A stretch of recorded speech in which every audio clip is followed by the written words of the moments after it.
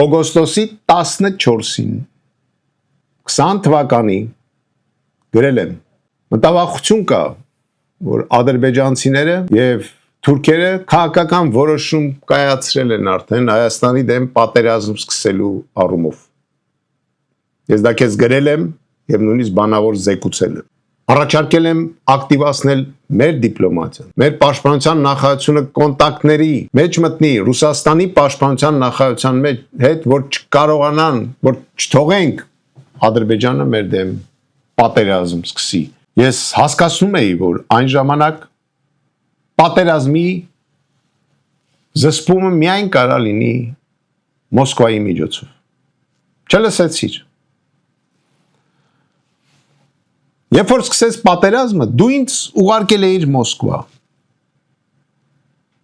որ մեր տեսակետները մենք ներկայացնեինք Ռուսաստանի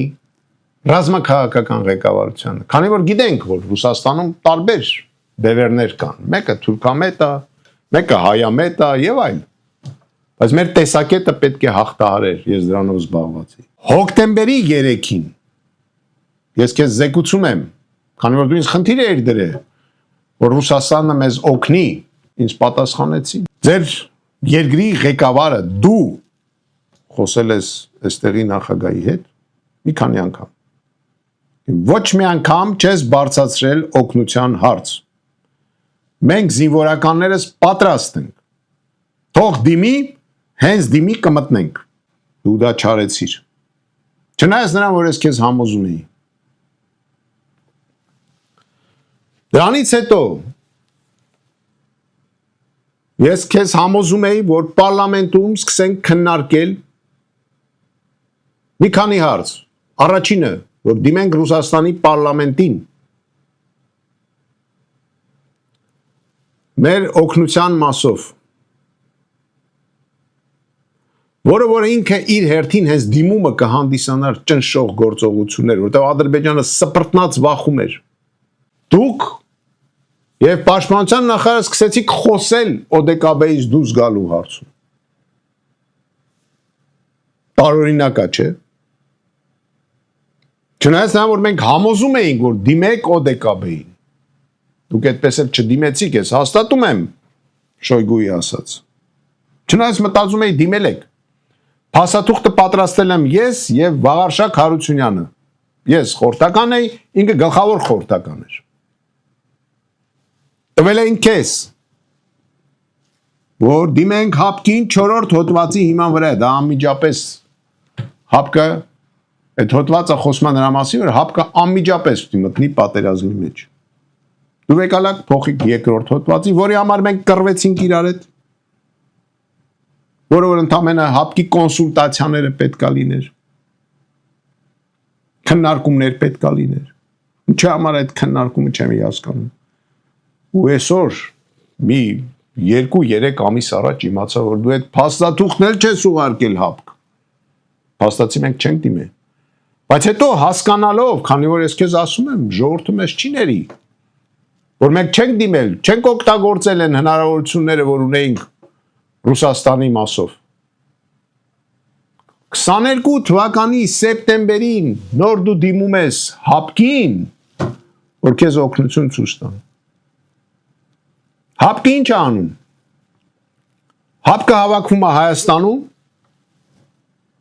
փաստաթուղթ են պատրաստում, որ հապկի դիտորդները մտնեն Հայաստան եւ սկսեն պաշտպանել, դիտարկումներ իրականացնել սահմանագծով եւ հապկի ծրագրով իրենք դրանից հետո պետք է հանեին ադրբեջանցիներին մեր տարածքից։ Այդ խնդիրը դրված էր։ Դու ինչ ես անում։ Չես ստորագրում այդ փաստաթուղթ։ Հակառակը բերում ես եվրոպացիներն ես մցնում այդտեղ այդ դիտորդներին, երկարացնում ես իրեն ժամկետները,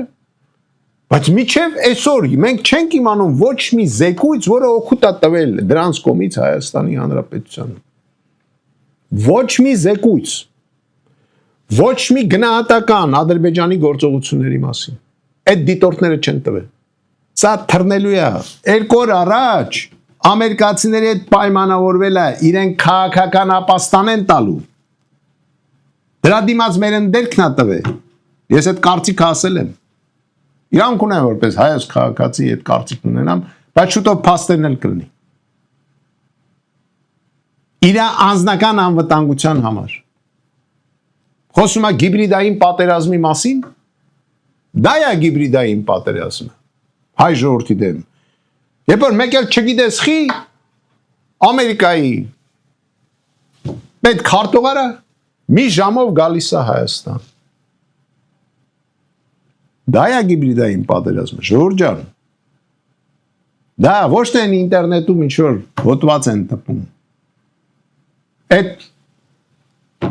տարբեր կազմակերպություններն են, որոնք այսօր Հայաստանում աշխատում են։ Սոց հարցումներ են տանում։ Ինչ են գրում են Նիկոլ Փաշինյանը հաղթելու է։ Դա էլ է գիբրիդային պատերազմ, մենք սաղս հասկանում ենք, որ ինքը չի հաղթելու։ Ով որ այսօր չի հասկանում։ Ու տենց սիրտը բռնացման է գալի։ Ու իր ջրաղացին ջուր է լցնում։ Թող պատրաստվի, որտեղ ինքը ապաստան չի ստանալու։ Աշխարհի որ ծերում էլ լինի, մենք բերելու ենք։ Ես Նիկոլ Փաշինյանը չեմ,